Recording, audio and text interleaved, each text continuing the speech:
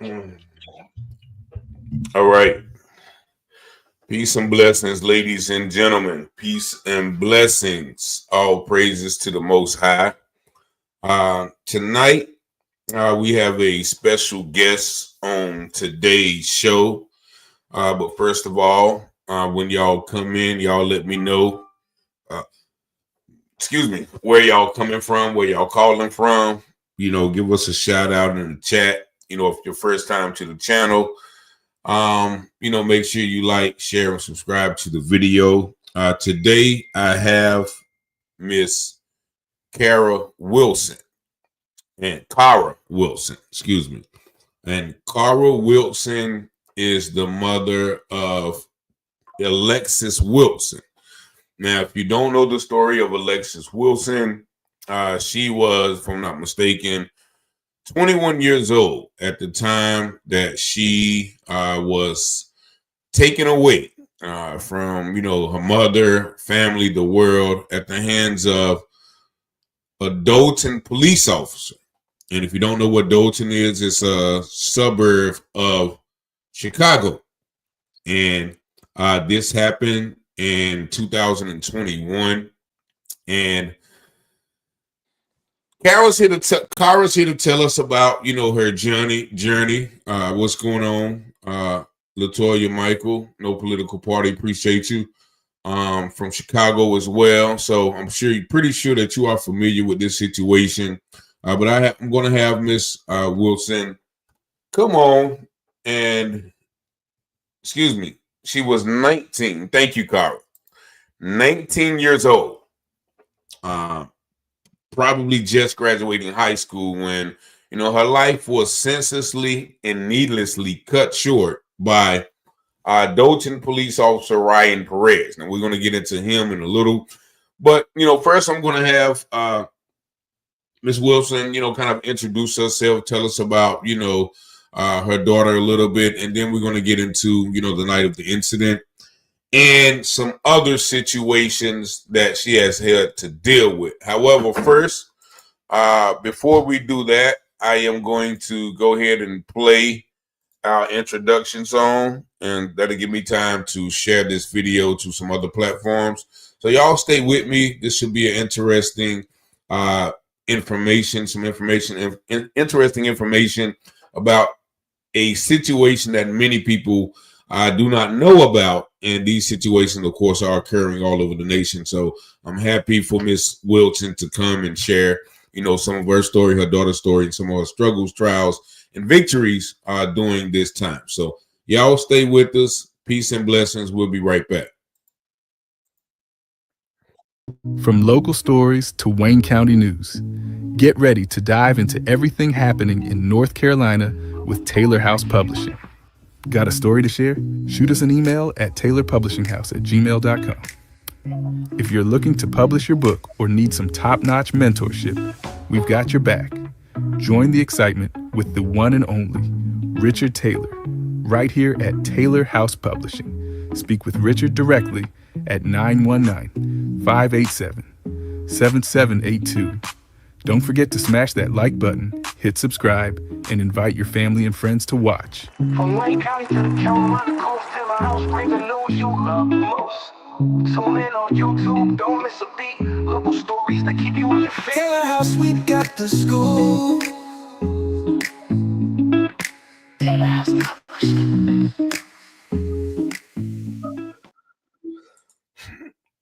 All right, so we are back here with Cara Wilson, who is once again the mother of Alexis Wilson. How you doing tonight, Cara?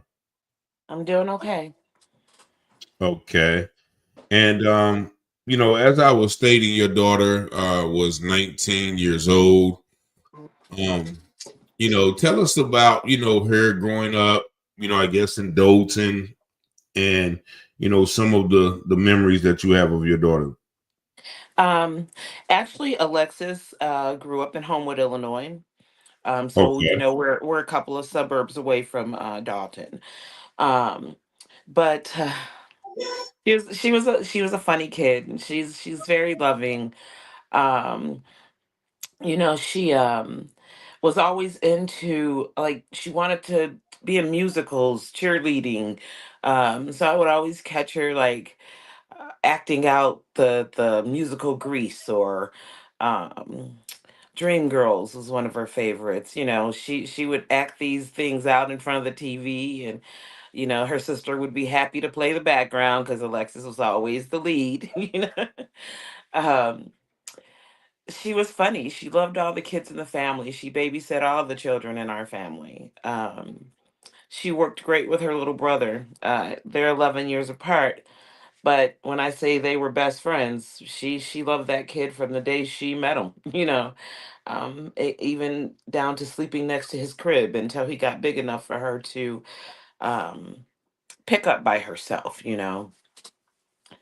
Often you would catch Lexi outside doing flips in the yard because, again, she always loved, she wanted to be a cheerleader since she was a little girl. So she would watch these musicals, and she'd watch different, whatever cheer movie she could find, get her hands on.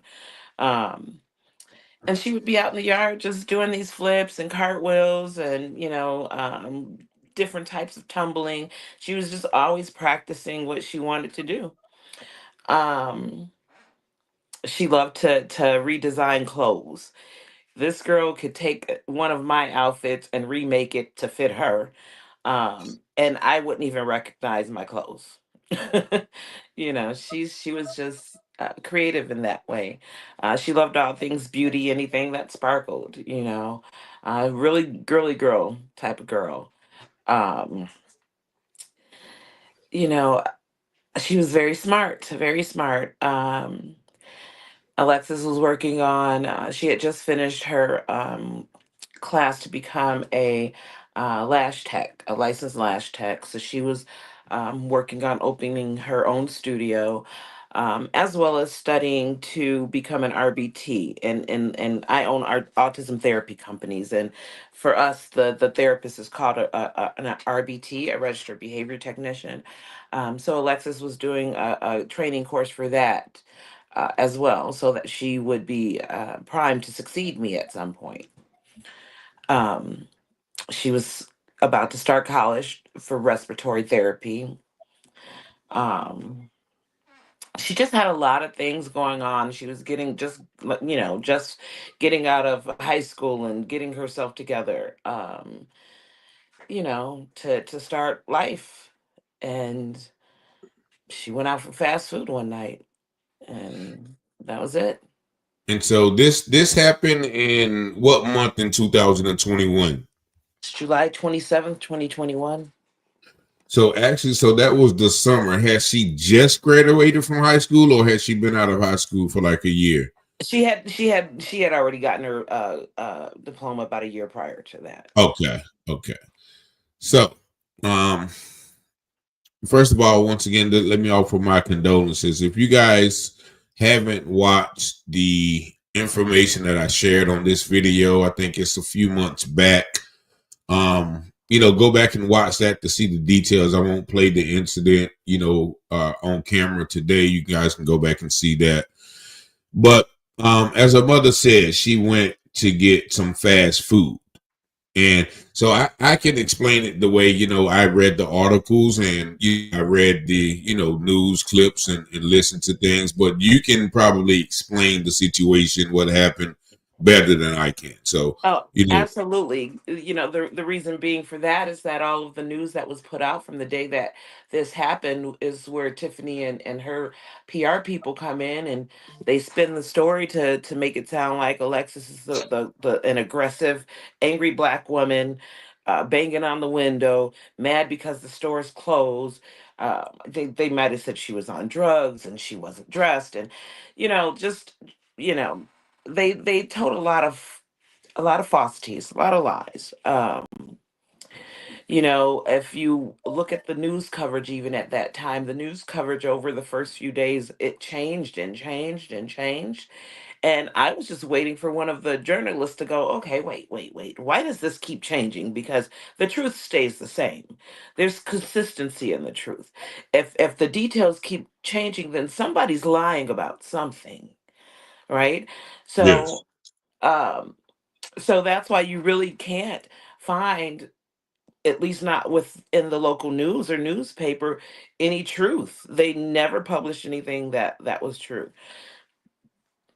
down to the point of saying that she drug an officer, and even without seeing with their own eyes that no officer is drugged, they didn't ask any questions. They didn't even correct it. When the video was finally broken down and taking a look at, like literally almost frame by frame, that one video that I sent to you, and you don't see an officer hanging out of a vehicle. You don't see an officer in front of the vehicle.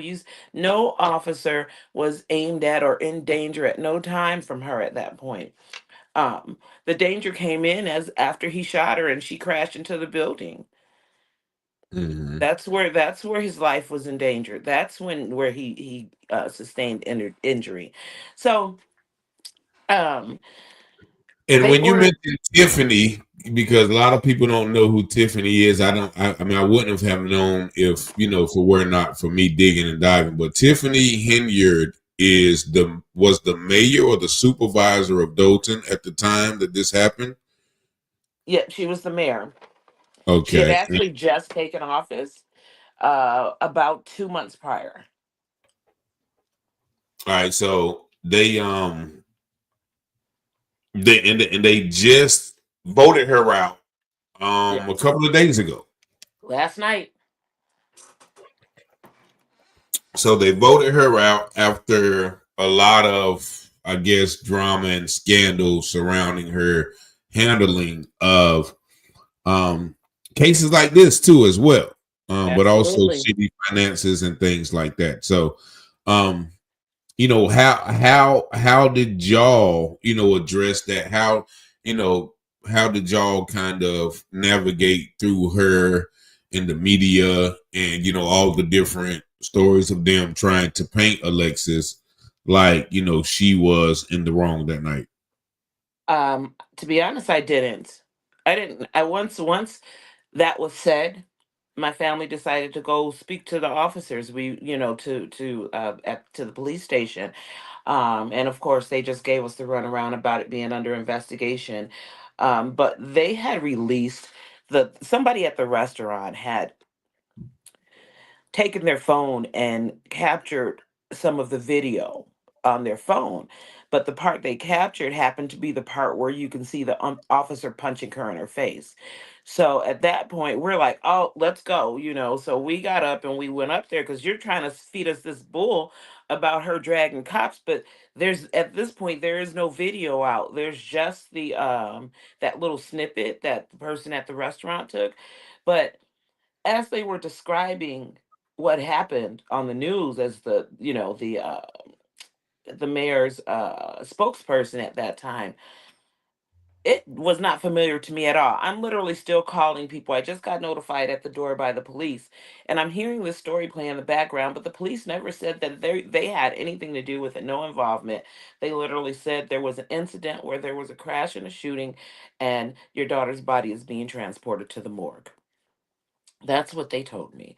And I'm asking, like, who did what? Like, okay, did she crash into somebody and they shot her, or did she get shot and then she crashed? Like, what happened? And all they can Hmm. say is they're going to be investigating it. And can you sign your vehicle over into evidence? And so So that's that was how how that you went. found out. That's how you found out. That's yes, that was how I found out what happened to her, or that something happened to her, because I still didn't know what had happened. Um, we're trying to call the police station and they're hanging up on myself or my ex-husband, you know. Um, then we're calling and getting no answer. So it's like, okay, what is going on? Um, and then my ex-husband calls back and he says, "Hey, take a look at the TV. I think that's Lexi." He said, "I think that's your vehicle that they're pulling out of that bike shop." He said, "I think the police killed Alexis." And I'm like, "What? The police?" It's just so hard to wrap your mind around that. And I know we see it every day, but you don't expect it in your life. You definitely don't expect it in your life. You know? Um, So now we wanted answers, and so we're getting we look at the news report. And like I said, they had her like crazy crackhead naked, just craziness about who she was or about what Mm, happened. And I couldn't believe that that was the case because what they were saying was not characteristic of my daughter at all. That's why it was playing and I never paid attention to it because the person they were describing in that was not my child. Talking mm, about dragging cops and aiming vehicles at cops, waving a gun at the restaurant workers. That no, not mine, you know. mm. So when we finally did get to see the video, the one Illinois State Police said they were not going to release it until the officers gave their statements, and they released it the next day. Officers still hadn't been deposed. Officers did not get deposed until like this past September. This past September, Yeah, almost what, just 3 years almost later, 4 years three, later. almost four. Yeah, they just got deposed in September. Now, when they released the footage, did you see it on like on the public outlets, or did they meet with y'all and let y'all see it and go over it piece by piece? They met with my attorney and my ex husband. I didn't stay for that. Okay, Um, and I believe my ex husband got up and walked out the room before shots were fired.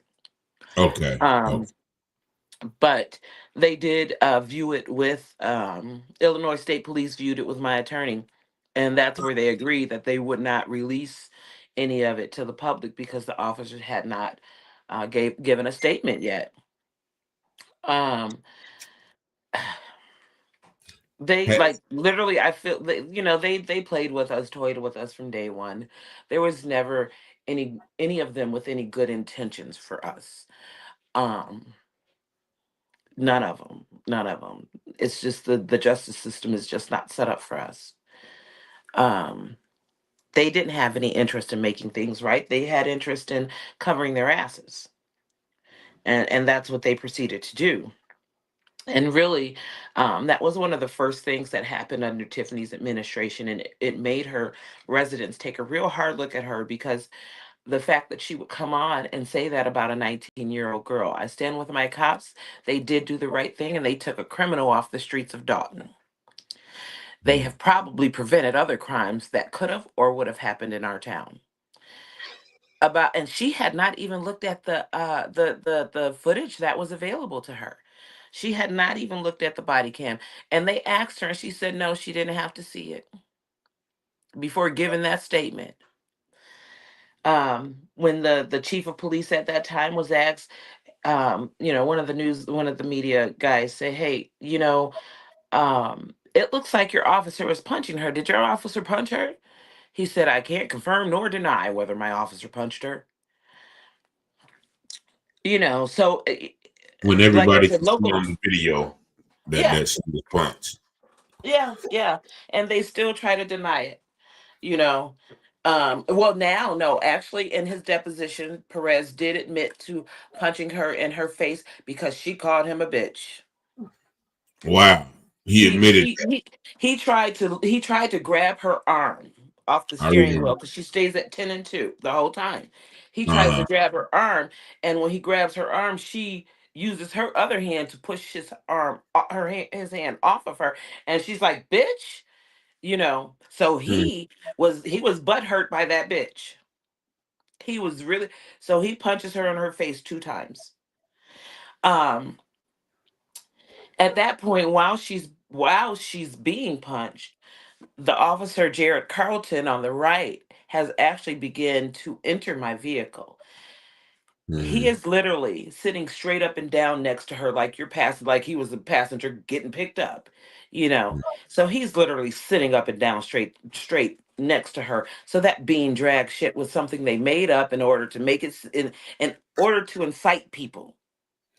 And Yeah, it because worked. the passenger she had got out, right?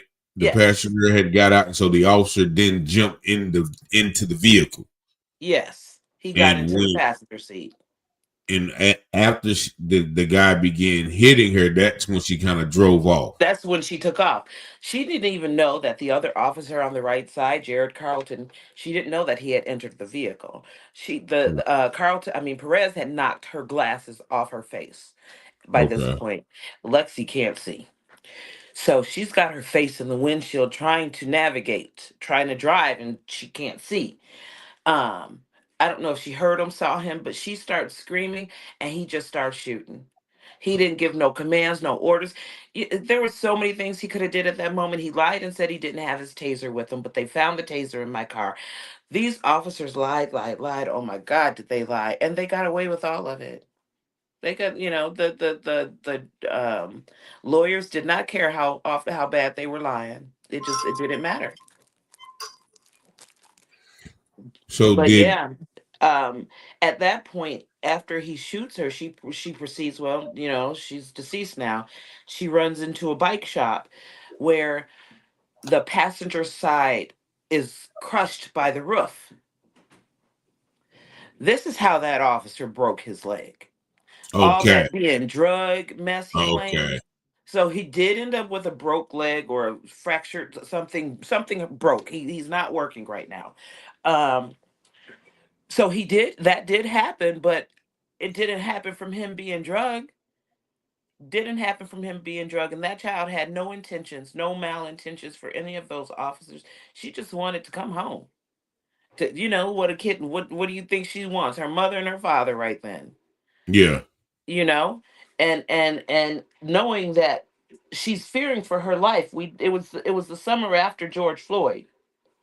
hmm, So this has been major. Police killing black people, and she's scared to death. When is it that we have the right to protect ourselves? That's another question I need answered, because you know it's not fair that we get killed for trying to run from a dangerous situation. It's not fair that we know that officers are not always truthful. They're not always um, doing the best things. This officer, the first one, the puncher man, he was prone to just pulling out a gun. You know?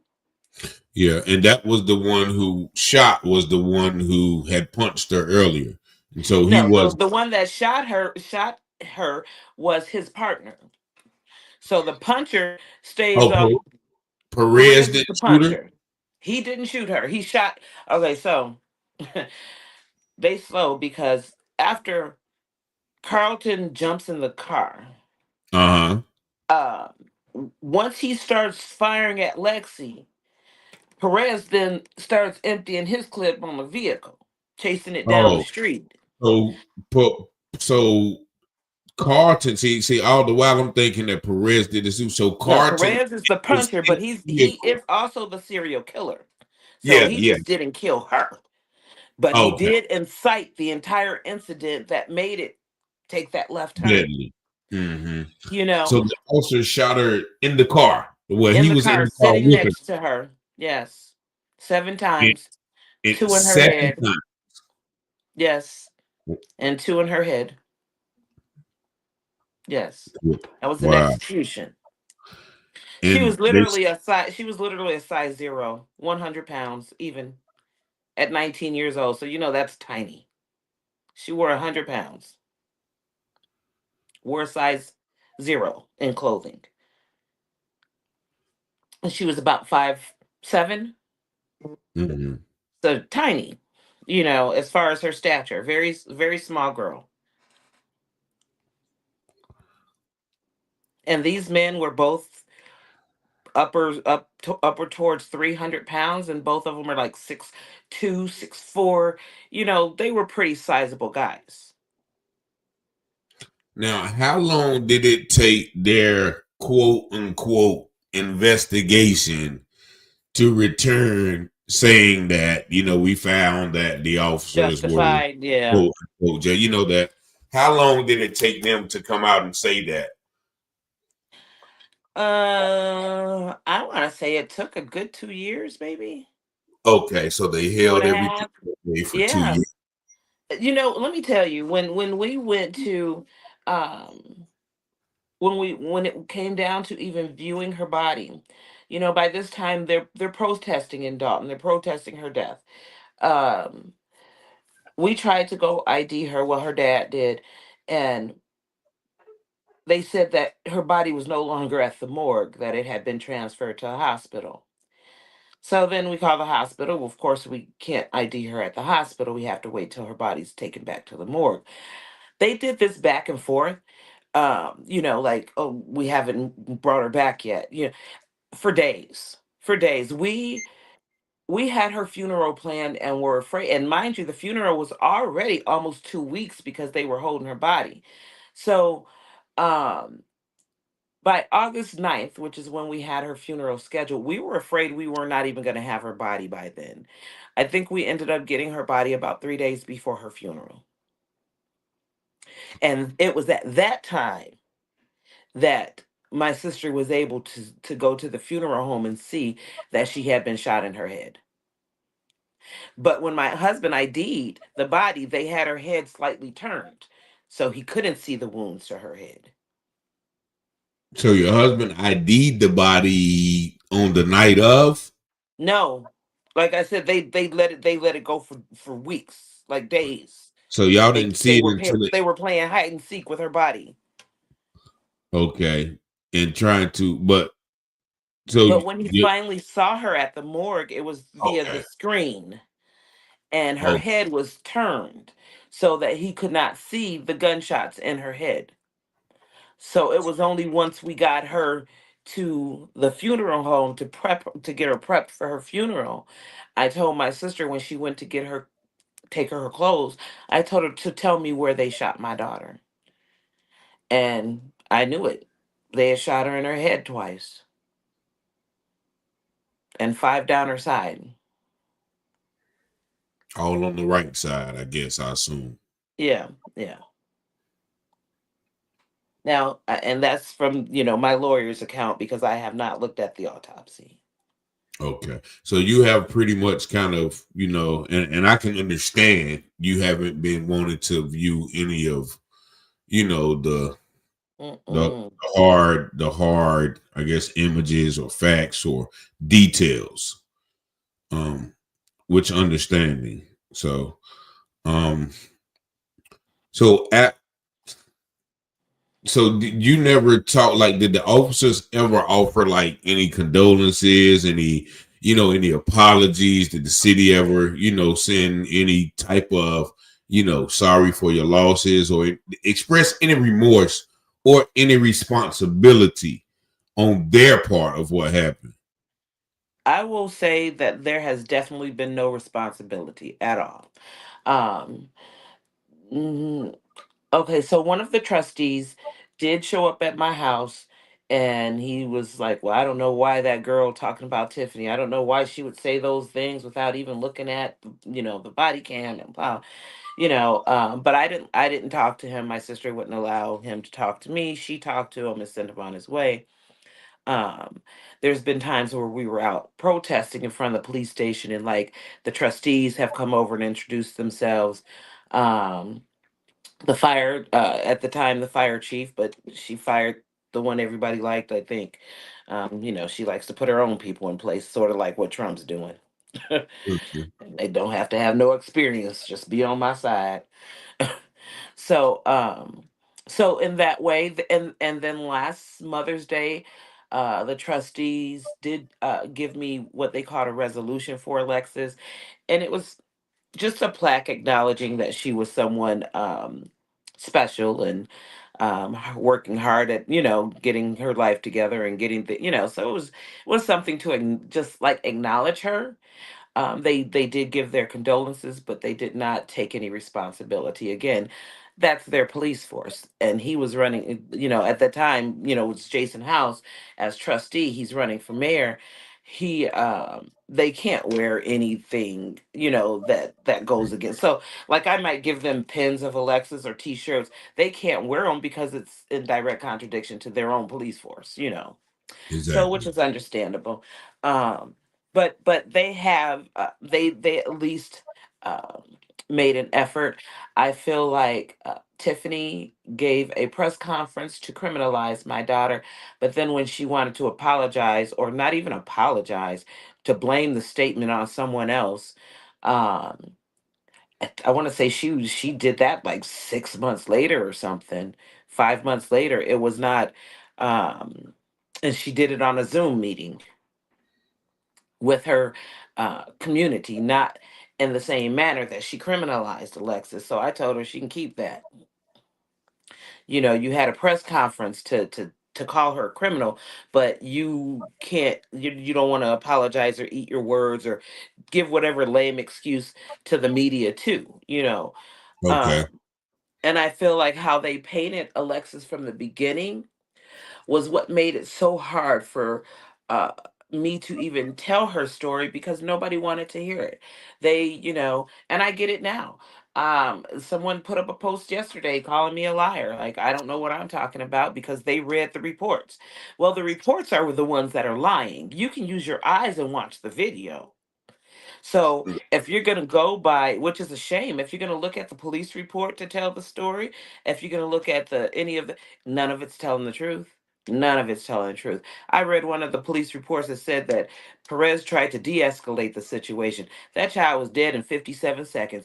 Who tried to de-escalate what? He escalated the situation. Yeah, by punching He her. was the problem. So somebody just put out up a post yesterday. You said Yeah, yeah. so. Look, You are I you can send it to you. But you are yeah, what was it, like a social media post, and like why yeah, were you on the subject of their on post? Like Facebook. what? But why were you the subject of their post? Like was it like somebody, a police enthusiast, or it was it in response? So people are still talking about it. Like what? You know what? I Why don't would know this what person just? prompted him.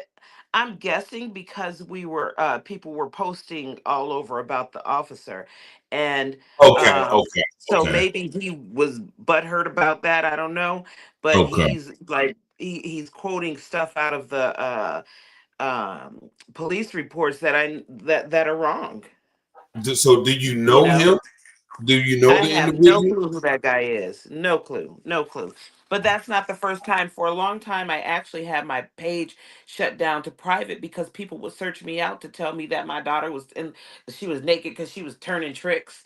Uh, they have the most vile things to search me out to say about my child. Okay,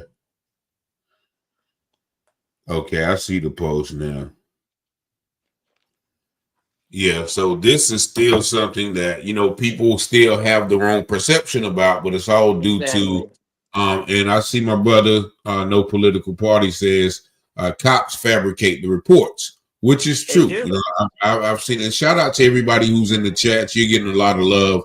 I haven't been acknowledging because I'm just focused on the story, but appreciate every one of y'all. I'm sure she's gonna go back and read them. My God, glory, justice for Miss Cara and family. Trish Harder says love, peace, and blessings. A lot of people are, sending you love. Thank Um, you. so the protest aspect of it, right? So Mhm. it did it get, in your point of view, enough coverage nationally? Because once again, it was right. You said this was too, so it was kind of right after George Floyd and other killing. Mhm. Do you think that it got enough coverage nationally? It didn't, not at all. The only way that this story has gotten any national coverage was through guys like you, through YouTube. Because at some point I realized that the local news was not, they were not going to retract what they had said. They were not going to go back and say, oh, well, we made a mistake. And they didn't do any of that. Matter of fact, Regina Waldrop did a whole documentary on Dalton, and Lexi was nowhere to be found in it. Now, see, the reason that bothers me is because, see, you can't tell this story without talking about Alexis, because that's where a lot of the things that she did originated from. So let's go back to our response to her calling Alexis a criminal. We took her mugshot. My son found her mugshot, and we took it to her house, and we protested in front of her house with her mugshot. At that point in time, that is when She hired that 24-hour detail, and that's when she hired Dr. Nikita Cloud. And Dr. who was Nikita Dr. was Nikita Cloud? What was Dr. Nikita is she's one of the young women that's very instrumental in telling Dalton's story, and she was hired as the publicist to replace the guy who, called my daughter a naked crackhead. So Mhm. she was brought in as the new publicist, and she wanted Dr. Nikita to do the apologizing, to my Okay. family. Okay. So that's where she comes in at that point, and like I said, and, on other platforms they know exactly who I'm talking about because she's that much, been that much in the forefront of everything that's going on in Who Dalton. you talking about, Tiffany? Dr. Nikita. She Oh, got okay. Tiffany hired her as her publicist. Okay. So this was kind of how she hired her to come in and try to help her smooth over what she had said about Alexis.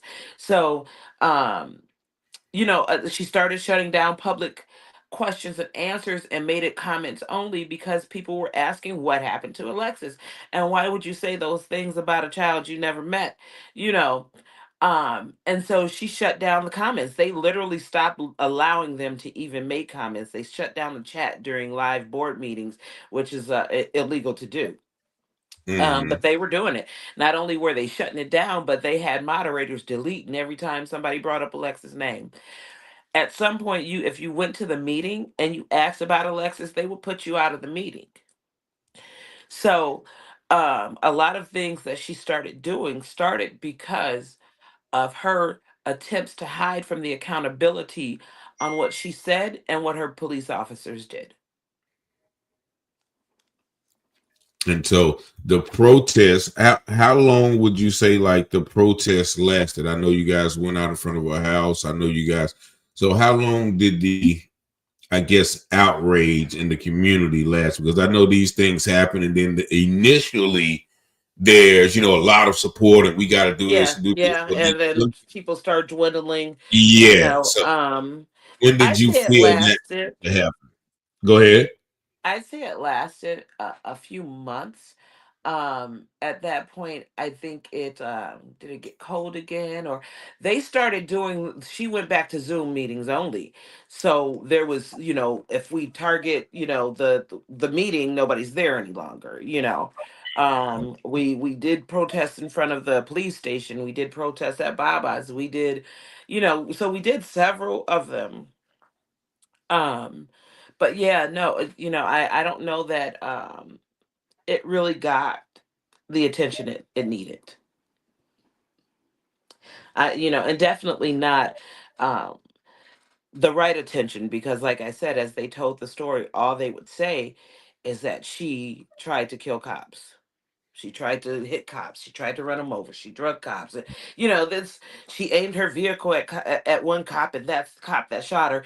They said they only let off 3 shots when she's holding 7 bullets in her body. Like so they just lied. They lied, and the media allowed it. They didn't go back and review any of that stuff. So after I guess they ruled it justifiable homicide, I guess because I mean I'm learning about this procedure right now with some a few more cases I'm working on. Your lawyers cannot get all of the information until the investigation is closed, correct? Right. And so after, I guess, like you said, it took them 2 years to finally rule, like, yeah, our investigation is done, and we were right all along. It Pretty took them, much. and so after that, because I know you didn't mention a lawsuit, so after that, is that when y'all begun the, I guess the lawsuit process? Well, the lawsuit was filed in July of 22. You have 1 year to Okay, file a lawsuit after something like this. You got 1 year to file your federal lawsuit.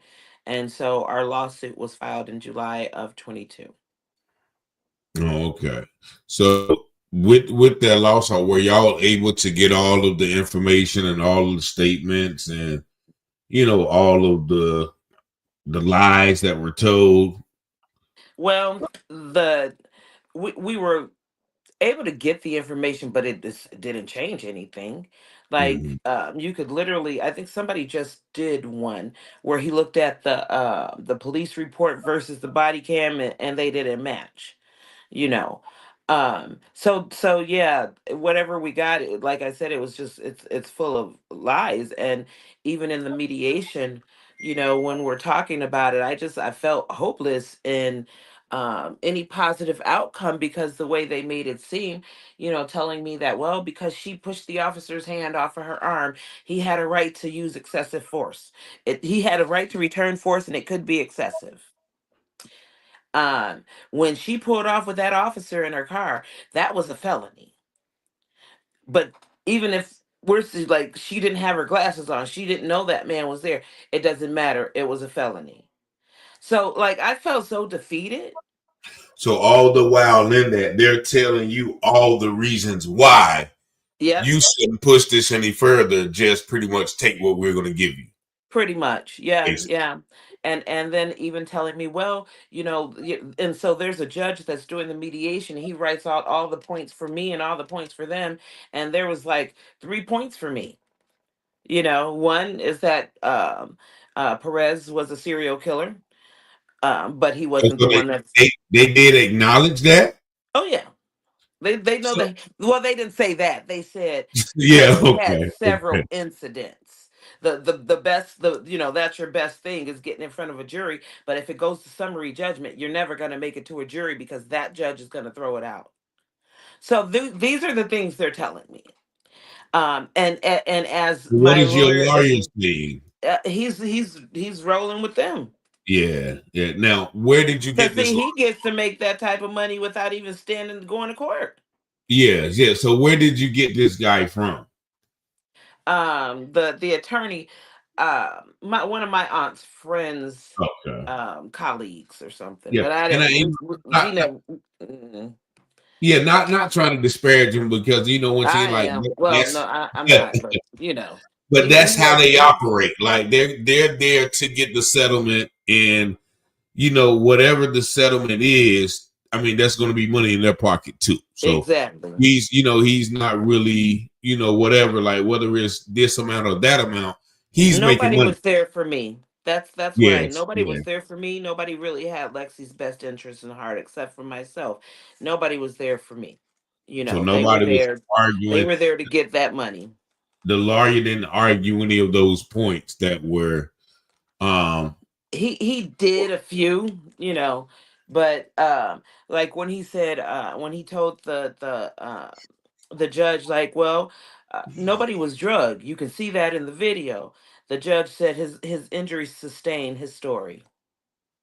yeah, yeah, because yeah, and yeah, they're gonna make it seem like okay, he didn't get injuries from the crash, he got injuries before the From being crash. drugged. And let Yeah. me tell you, this fool said in his deposition, apparently he's Terminator, right? Because he said he was drugged all the way down the street. Firstly, he said when she hit that car in front of her, that he was squished between the car and the door. Do you see any squishing? Like, there's no. So he Squishy. said he was squished between the car and the door. You know, uh, when Yeah. when she hit the, so no, nothing got squished, nothing got smashed. He was in the vehicle. I could see him sitting next to her. And so he says he was hanging halfway out the car the entire time. And the officer said, well, I mean, the lawyer asked him, well, how were you able to deliver those shots if you were hanging halfway out the car? He said, well, I pulled myself back in the car. He said, how did you pull yourself back in the car? He said, I don't recall. And then he says, well, when you delivered those shots, like, did your gun come in direct contact with her at all? He says, I don't recall. Um, so basically he wants, and then he says, oh, well, after I pulled myself back into the vehicle by the car seat, so now he's thought of his story. He used the car seat to pull himself back in. Okay, no, none of that was seen. We got to see that vehicle all the way down till it hit that bike shop, and there was nobody hanging out of nowhere. All lies. But Like I said, the judge says, well, his injury sustained his story. So there you go. And, So they get to lie. There's that, like I said, it's just not made for us. and so the after I guess effects. How you know are you still you know pushing for a story to be known? Are you still kind of pushing for justice, even though they've closed it? Are you still looking for any type of loophole to get any more justice than you already got? Well, what we started doing was, when this officer Ryan Perez, the puncher, when he left Dalton, right before the FBI moved in, he left and he went to another city in Illinois. We went and protest. Well, we didn't do a protest, but some activists, myself and a YouTuber, we did go to his speak to his mayor, the mayor in the township he was in now, and that mayor was very he was cool, and this was pretty predominantly white town. I really thought they were going to shut us down, as soon Mhm. as we got in there, but they weren't. They were pretty welcoming. Um, so when we got in there, and we told the story. The mayor actually comes down from his from where he's seated to have a discussion with us, and tell us that they don't put these things in officers' records when they go in their jackets when they go from place to place unless Mhm. they've been reprimanded for it. So they had no idea about the all the people that he had injured or killed. And so that office, I mean, that mayor did listen, and within 2 weeks he was gone on to another department. We went over to that department, same thing. Except that there we they kind of we it was in Indiana.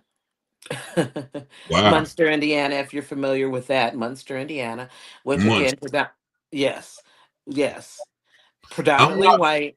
okay. All right. um like so much so that when the young lady, it's Burgundy Blue, she's another YouTuber, but she comes to anything I need her to show up at. Okay. So Burgundy showed up. She was early. I hadn't gotten there yet, but by the time we got there, people had been around her asking her why is she there, where is she from, where does she live, you know just somewhat hostile. Then Rabbi shows Burgundy up. blue. Yes. And then Rabbi Ben Yosef shows up. He's a local activist as well. And they didn't treat him the same way. Uh, I get there, they're doing public comments. I get up, I speak, I tell them about my daughter. They're looking at me like Mount Rushmore, just stone faced. And so I go sit down. And then my uncle gets up and he talks, and he's very emotional, and tells him how he's watched her grow up as a little girl, and he's kind of teary-eyed, and they have the same birthdays, and and they turn to my uncle. They're like, "Oh my God, we are so sorry for your loss. Oh, my condolences. Oh my God, we're so sorry." My uncle just happens to be white. Okay. Yeah, Okay. yeah. Okay. That So makes sense. I they was like, Yeah, they act like they hadn't even heard or seen me, but when he spoke, they, "Oh my God, I'm so sorry," but nothing from for the mother, which is fine. That's not what I was going for. I was going to give them this knowledge, and hopefully, this community doesn't want this man there. hmm. But evidently they kept him because They'd I even guess lied to us about hiring him. they There's lied another to you. Yeah, there's another YouTuber that I talk to a lot. Her name is Grace Levi. Grace actually would is this girl has been diving into every story. She's like an investigative nurse, so she knows how to get into these documents. She's been FOIA and everything. I tried to get a copy of the police report. They told me I had to speak to a detective. She FOIA'd it from Atlanta and got it. Yeah, you definitely don't have to do that. You can that's They sure did. public Told record. me I had to told me I had to talk to a detective to get a police report about my child and my vehicle. So, Yeah. um, but yeah, so she's actually, I think she's gonna start. Did she say Thursday? She's gonna start going over each one of those cases that Okay. he's involved in. And so, I, in hindsight, right? Because I know in working with a few families with these situations, the initial news, of course, like is shock. It's like what have you now? You're probably on autopilot. They're giving you the runaround like with the morgue and this and that. You're trying to figure out what happened. Nobody's helping you.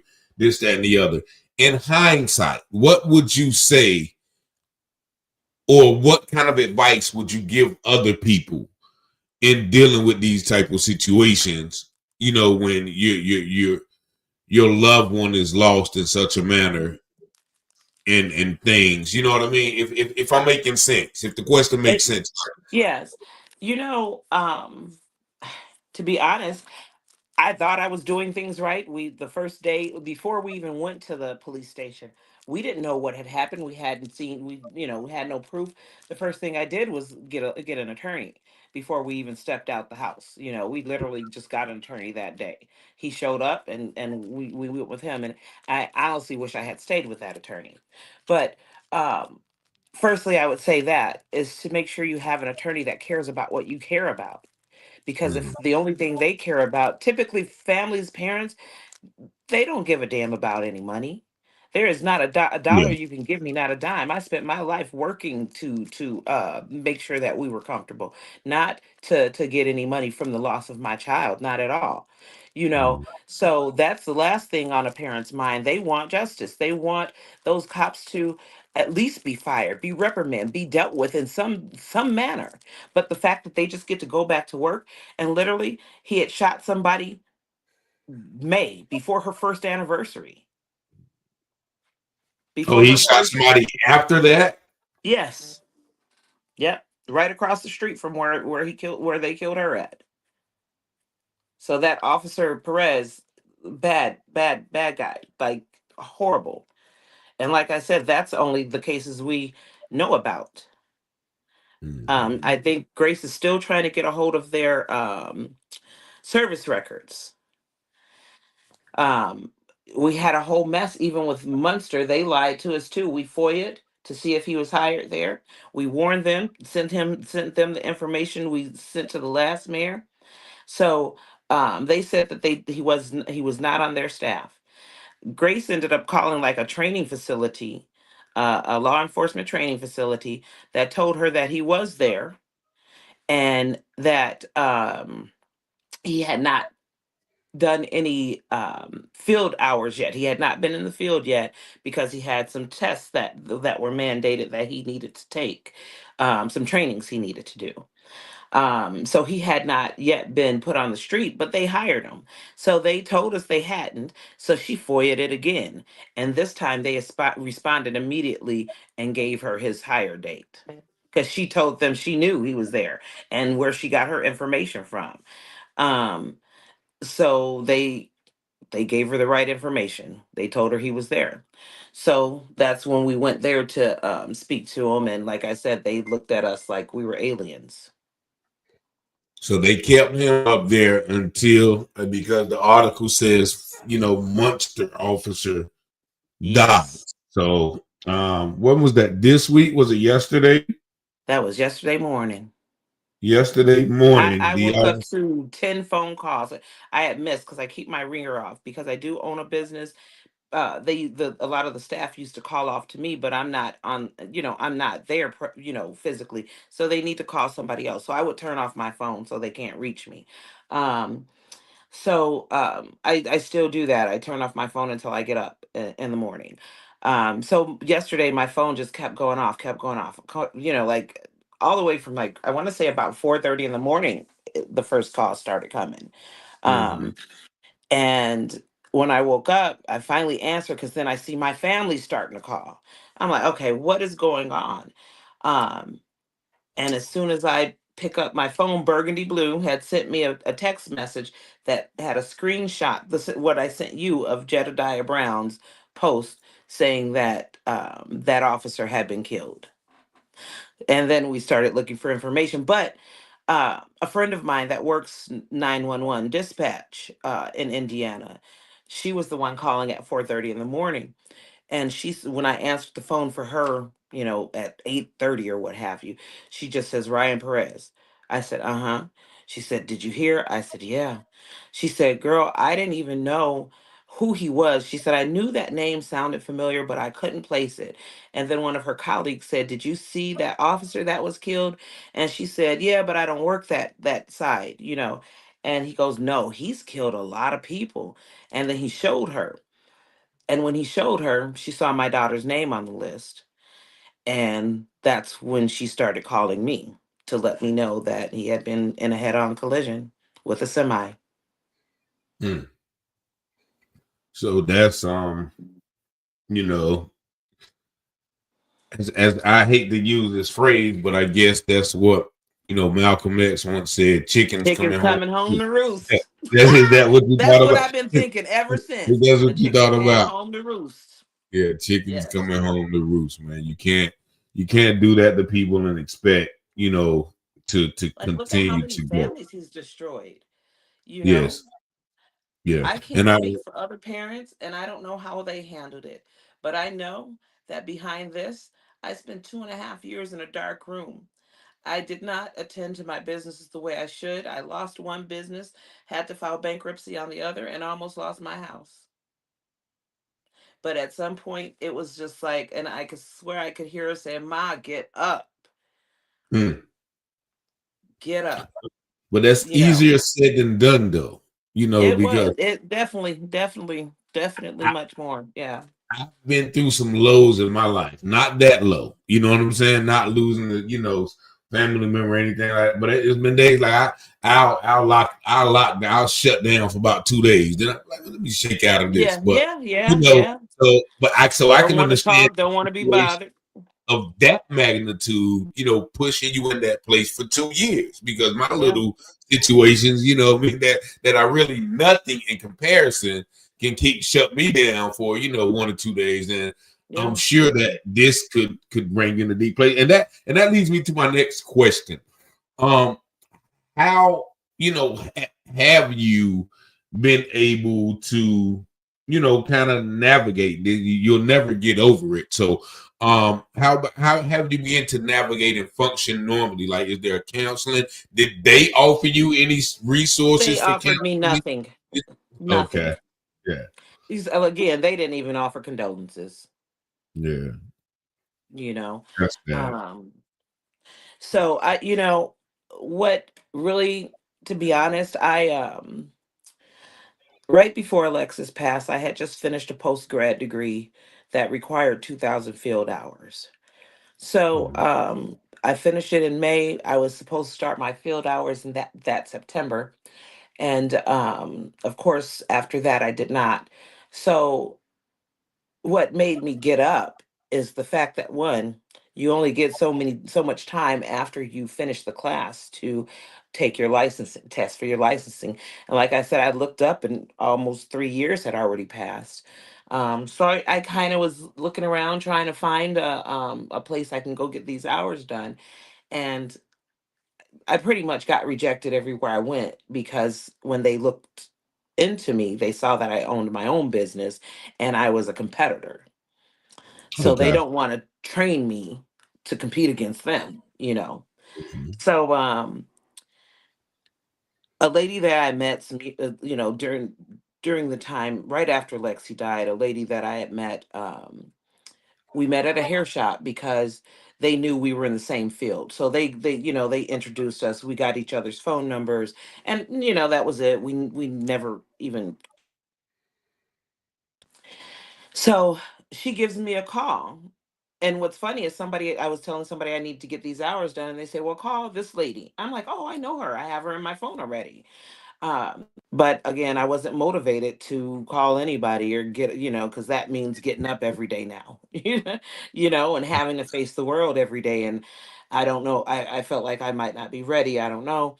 But she called me because she heard that my center had closed, and she wanted to see if I had clients or things that she could use. Um, but I let her know that the clinic that I own that's closer to her, that I was keeping it open, and that I would be trying to build my clientele back. So I ended up like selling her some of the stuff from the one that I did close. Okay. Um, and after we talked for a while that day, she said she realized I needed my hours. She realized I was a speech therapist at one point. So she wanted me to come in and help her with speech and get my hours for my behavior analyst licensing.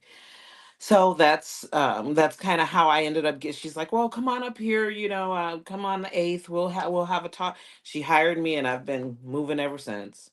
And that kind of helped get me back into the right frame of mind to begin building my business back. Because here I am working for someone who's just opening one, and I'm helping them build theirs up while mine's is falling apart. So it made me get back into grind mode. And so I am approximately 1,600 hours into my 2,000. Okay. Um, I will be able to sit for the test for my license this summer. Um, I'm just, staying busy. There's a few things that I do that are specifically for Alexis. Like I do a butterfly release every July 27th. Um, so like I'm in planning mode for that now. I give out Christmas boxes to other impacted families, mothers. The first year she died, I did 10. The next year I did 15. This past year I did 25. So I'm trying to grow that. And basically, it's just I put something personalized, custom made, a picture of their child, some little trinkets and gifts, and on the box, it's a label across the outside of the box that tells Lexi's story. Hmm. Um, w- that way, I feel like okay, every where this box goes in transit, people are going to read this story. So her legacy is furthered just by sending it through the mail. And then some of the moms that I send stuff to, they don't know who I am, or so then they get to know her story. So that's part of it. I've got a few publications on Amazon, like low content things like a gratitude journal, a self help journal, but they're all in memory of Alexis. And there's like I said, about 18 of them.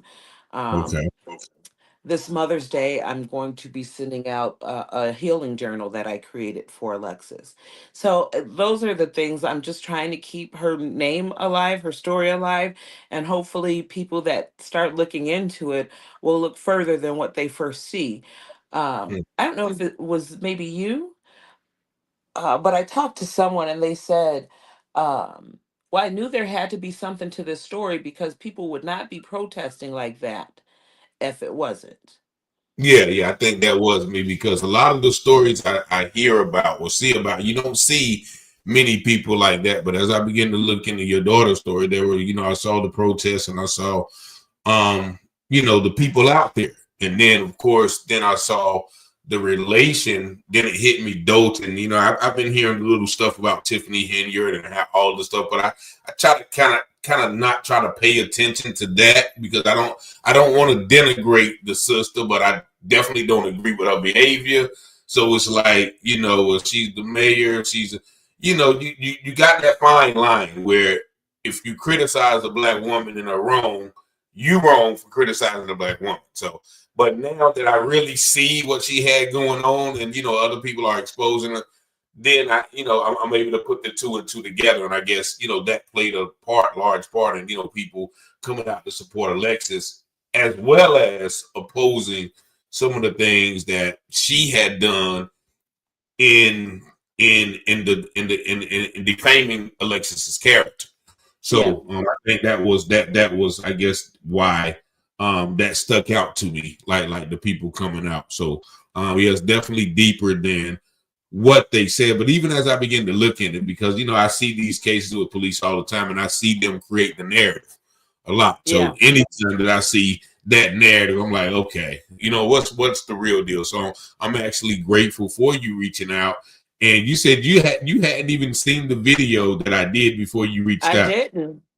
You And you, literally just came up in my algorithm somehow, and I forgot which shows of yours I watched. I watched a couple of them, and then I saw one with your number and your information scrolling on the bottom. I said, you know, well, that makes it easy because you know how hard it is to look for everybody's information, you know, yeah, and every so and a lot of them, you know, they don't even respond, you know. Um, Especially the non-POCs. I haven't. There yeah, has not been one to cover her. At least not that I've seen. I can't. Don't get me lying because I didn't see that you had covered her. So, yeah. but there's none that I've seen. Tommy G was the when he came out here. You know, he was the first one. He like literally put up a 3 second blurb. Um, but people started seeing it and because he's you know I had no idea who he was. I don't even know who you're talking about. Who is that again? Tommy It's G? another YouTuber that's been. I think he's a he's like this guy that goes around and he might go like spend some time with a gang in Chicago somewhere, that type of thing. So he Oh, does some he did a story on them because I think he went out there and the police were messing with him and telling him he needed ID and all kinds of mess. And oh, so but he's a white gentleman though. I see. yeah, yeah. Oh, So uh, he put up, like I said, a little 3 second blurb. But then it really got picked up by the real what is it called, the real late night crew. The guy who does that, Shay, he picked it up, and then Hannibal, and so all of Shay Duke Jackson, and so different YouTubers okay. started picking the Oh, story they up. covered. Okay. And as they started covering it, more and more YouTubers, content creators started picking it up. So that really is the way that her name has gotten out there and how we've gotten any support. Because when I tell you that the difference between then and now, um, like I said, if somebody did a story on Alexis and I look in the comments, the vile things that they would say, and the comments were 90% um bashing Alexis. And that's That sometimes that you made have to that be made it careful. hard to get up too. That's Yeah. part So of what made it hard to get up. and that's why sometimes you have to be careful in reading the comments though. You know what I mean? Because Yeah, I yeah. even have to do that, on my own, because out of and it's not even like, what I do, it's not even like, that higher percentage that you saw. But soon as you see one negative comment, then you start to question yourself. Or, am I doing this right? Or, did I so I can understand how those comments will send you deeper into despair because they're once again feeding off information that they That is have not even received. true. Yeah, yeah. So, yeah. And So and yeah, that's so that's that's what something you have keeps to me watch out. going is just that. Like the fact that they still tell these lies are out there and so many people believe them. um so I'm just gonna keep talking about it. I'm gonna keep saying and I really don't care how anybody feels about it. Yeah, I can't leave this earth and let her legacy be that. When her niece gets older, because she died 3 days before her niece's her her youngest niece's second birthday. mm, So I don't want them to get older, and even her brother, he's 12 now. I don't want them to come across these stories and it's all her. She was wrong. She was not wrong. She was a 19-year-old girl, and they should have handled her as such. yes, yes. And I hear you talk about your husband. My Um. ex-husband, we were married 23 years. Oh, okay. I thought you. So it was your ex husband who identified her then. Yes. Okay. Now, because I once again I work with several families, and even though y'all were this, you guys have I guess been divorced or separated for some time. I guess how easy, because I feel that this is a very important too. how easy or how difficult was it for you guys to work together in getting justice for Alexis, or were y'all able to put, whatever differences you may or may have not had to decide in order to, kind of work in the best interest of justice for Alexis? We've always been able to work with our children. Like I said, we have literally been well, we divorced 4 years ago, but we separated five. So it's, it really has not been too long. Um, in comparison to how long we actually spent as a couple when Okay. raising our children. Um, Yeah, so and yeah, I mean, I oh, would just say not to get into, what I'm saying, like the relationship dynamic of the past, but I'm talking about like now, like you guys having that mutual loss of losing a daughter, like y'all able to like, all right, let's work together on this oh, and let's, absolutely. navigate. Okay, okay. We of course have our differences sometimes, but we got each other's back. And, Yeah. there's no true animosity. We spent a lifetime together. So, right now he gets his son like every weekend. Anytime he doesn't work, he gets him. Mhm. So we've always been able to do what's right and what's best for them. So what, okay, what about other family members? Have they been instrumental in you, in having your back and checking on you? Because like I mentioned earlier, like so even with like regular deaths, right? First somebody passes, everybody brings food to your house, and everybody's calling to check on you for about a week or two. Then everybody goes on with their lives, but you still have to deal with the loss. And Mhm. so have you have been having, consistent support in that regard, whether friends, family, church, well, whoever, basically a Well, support. I will say, in the beginning, my sister, she did everything. She arranged the funeral. She did all the running. She went and bought the dress. She, did her hair. She did everything. She also helped bury the first daughter I lost. So so she's had to bury two. She's had to do this for two of my daughters.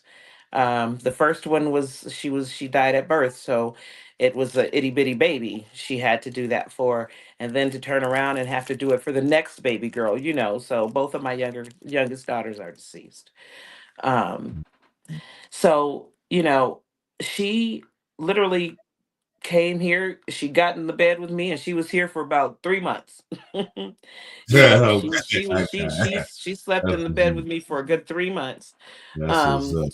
Yeah, you that's know, uh, good. and then she was my business partner at the time, so she had to get back to running the business. Mhm. But she was still in shambles. Your nieces Yeah, and nephews are like yours. yeah. Um, so she did. I have an aunt that lives in LaPorte, Indiana. Oh yeah, LaPorte, and that's a good 45-minute drive from here. She's almost 80, and she got in her car and she would drive here Wow. every day. And some Okay. nights she'd sleep on the couch. And I can remember her saying all the time, like, she would say, "I don't know what it's like to lose a daughter.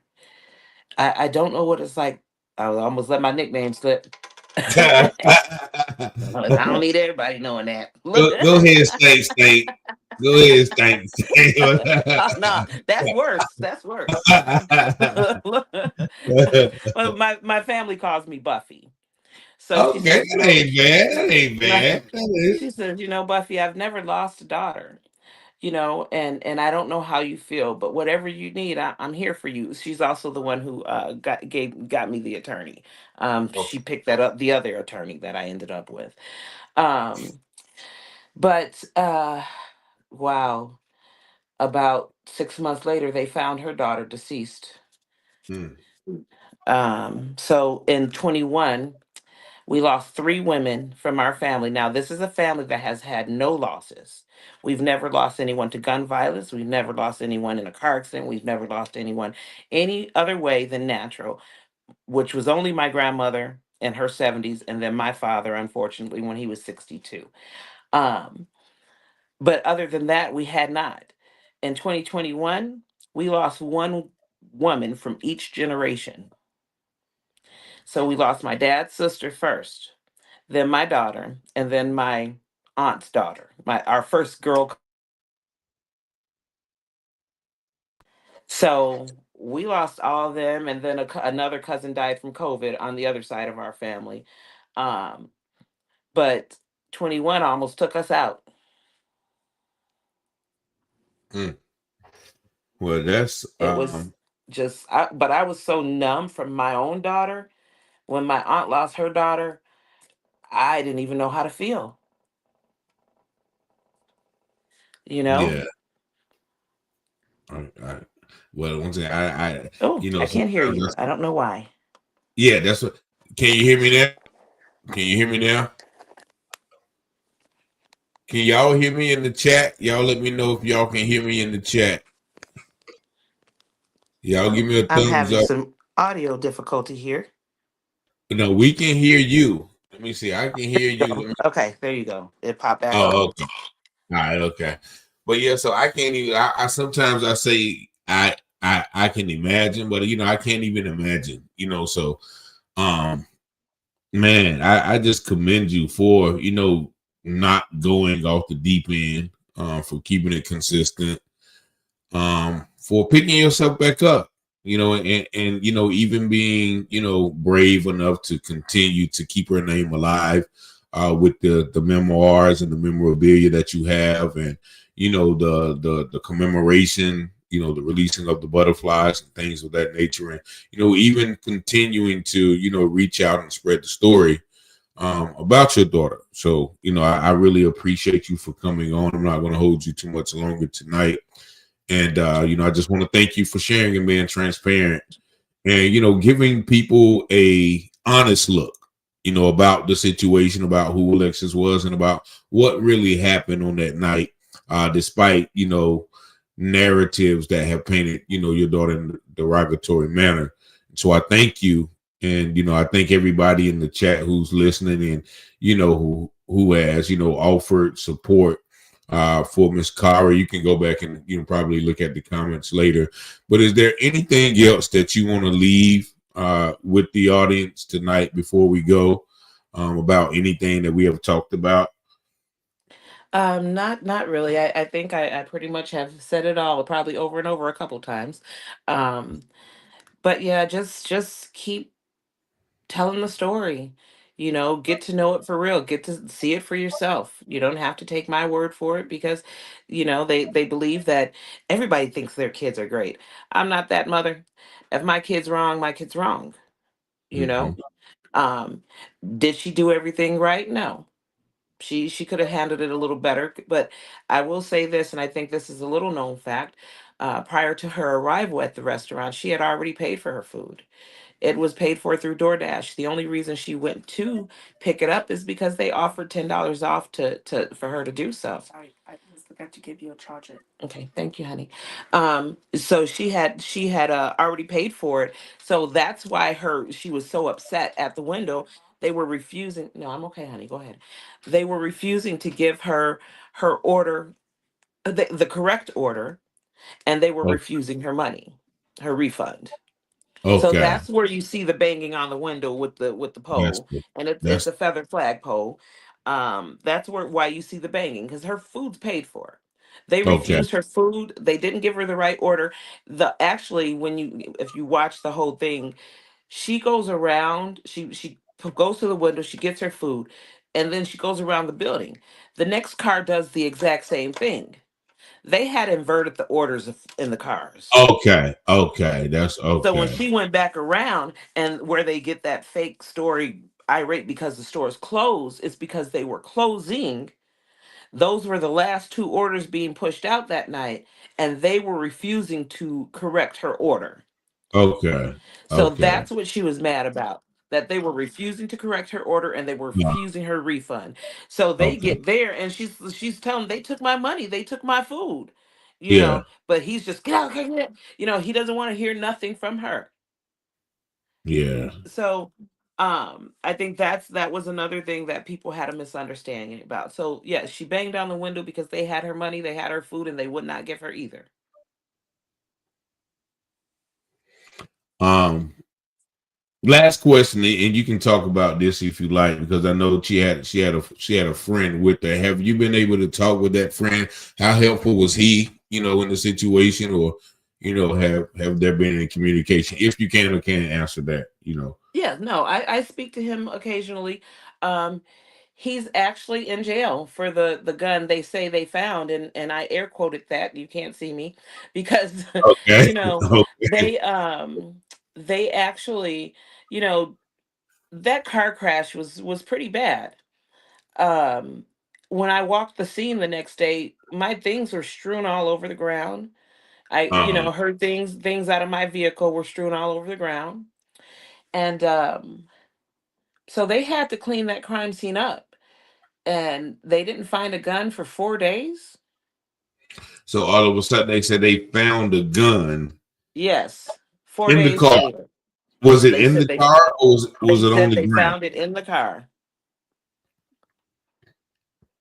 After 4 days, and then they after four attributed days.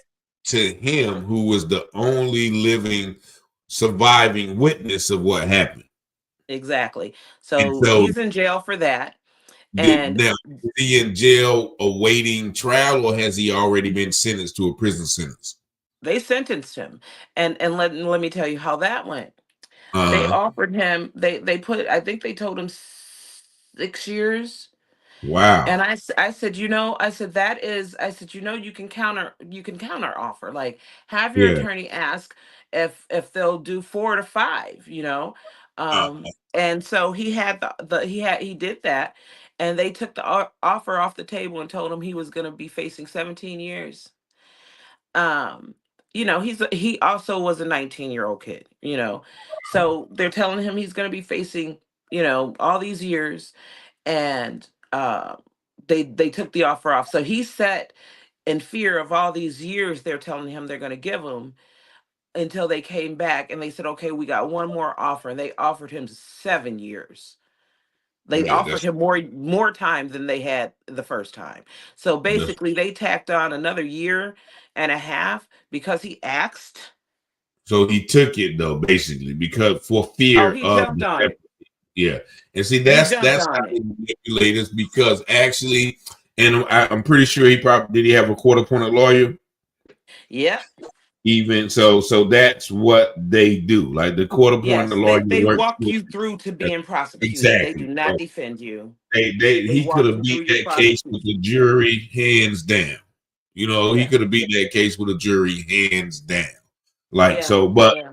but But see, being that's what they do 19, to us. yeah, they scared for fear. Like that's why they tack on like 12 charges, knowing you only can be convicted of one. But if they'll say, well, yeah, you're charged with that, and you're facing 127 years. But if you take this plea for 10 years, we're gonna drop all of these charges and just charge you with this. And you think you're getting a deal, but Right. really you're getting, they can't charge you with none That of was a those charges. setup. But that comes with the experience, though. Like I said, I've had 20 some over 25 30 years of experience dealing with the legal enforcement as a 19-year-old, as an 18-year-old, and seeing how Yeah. these things Yeah. work. So I give people grace when they don't know, because you don't know. You're taking the word of this guy who they're appointed as your lawyer, and you really think that he's on your side, and you're really just another foul that he looks up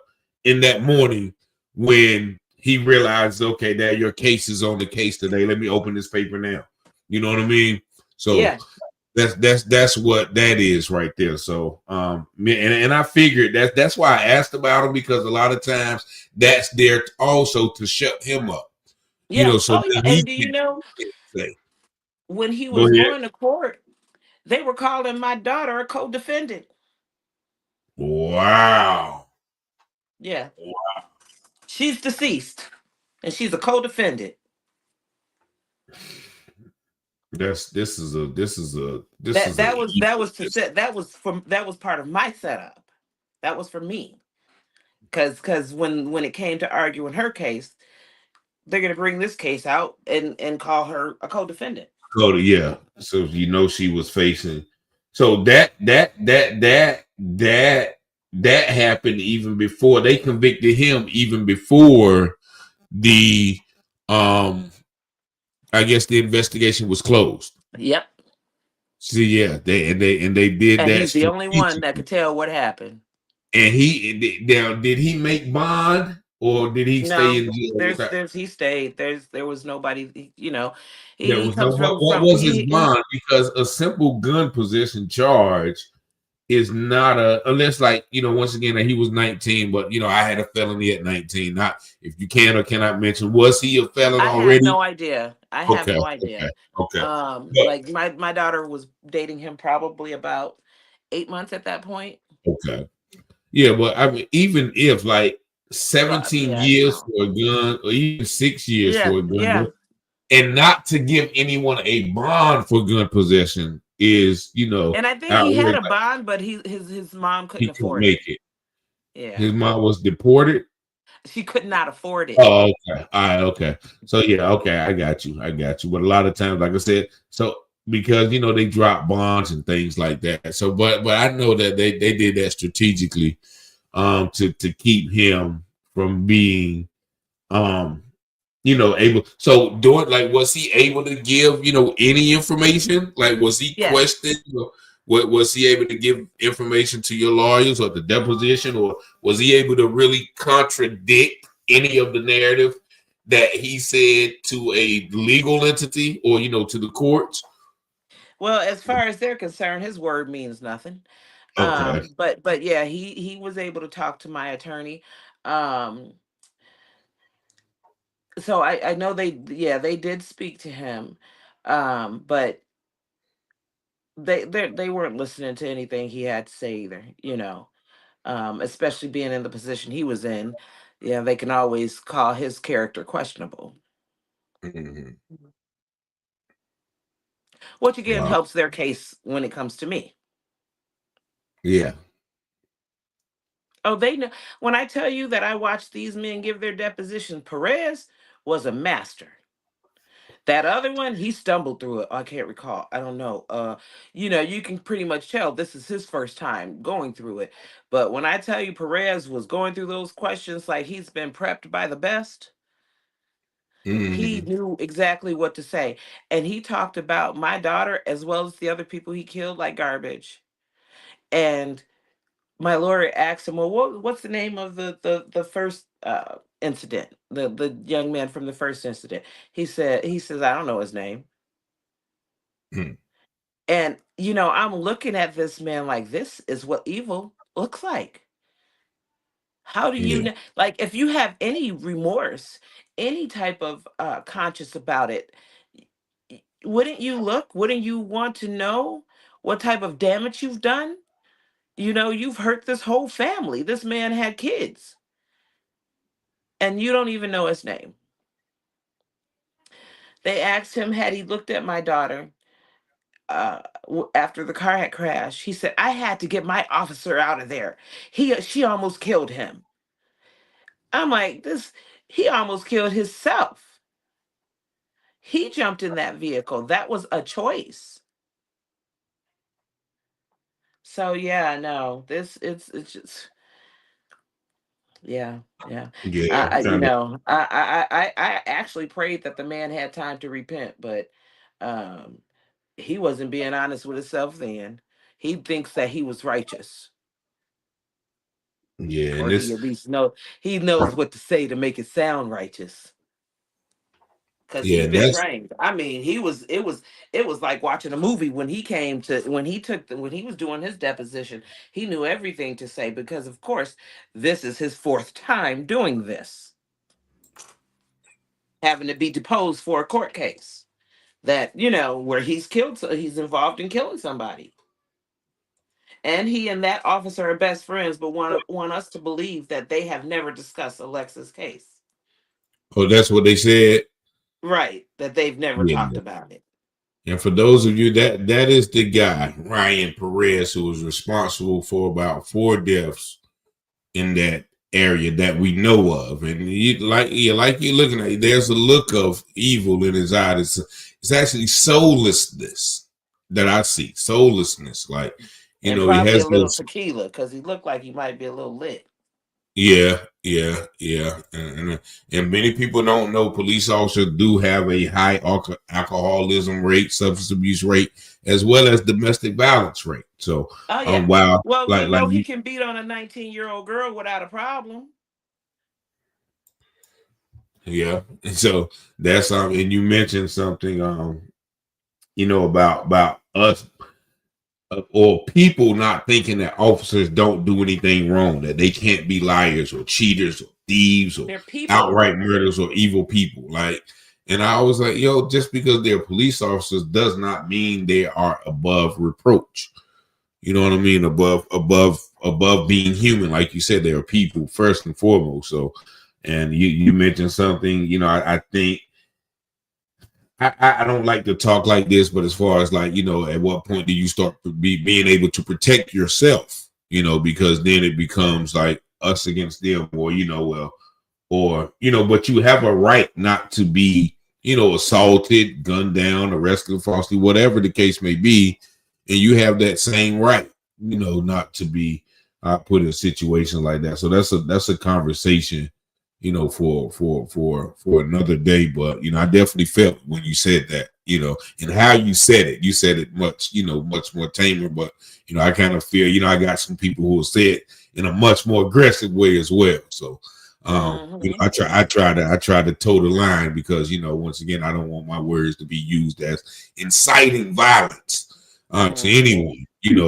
I don't agree with violence, but I do agree with self-preservation, if that makes Mm-hmm. sense. So we'll Exactly. talk all night, Miss Wilson. I definitely want to once again thank you. We'll do this again. If you want to come on and you want to share or some more information, or if you want to, just let people know about anything, don't hesitate to reach out. You got my number. But I just Yes, and thank you'll hear you. from me. I'll keep you up to date with anything that's happening over here. Thank you so much. And, I thank y'all for tuning in. And we thank Miss Cara Wilson. All prayers and condolences and comfort go to you and your family and the rest of your children. The Bible says, blessed are those that mourn, for they shall be comforted. So we pray once again for continuous comfort for you. And peace and blessings. And thank everybody who watched in the chat. Y'all make sure y'all share this video. And if you have any advice or any resources for Miss Wilson, please don't hesitate to reach out. But once again, I thank y'all. Peace and blessings. Y'all have a blessed day. And don't hang up. Don't hang up, Cara. Hold on. Okay, I'm here.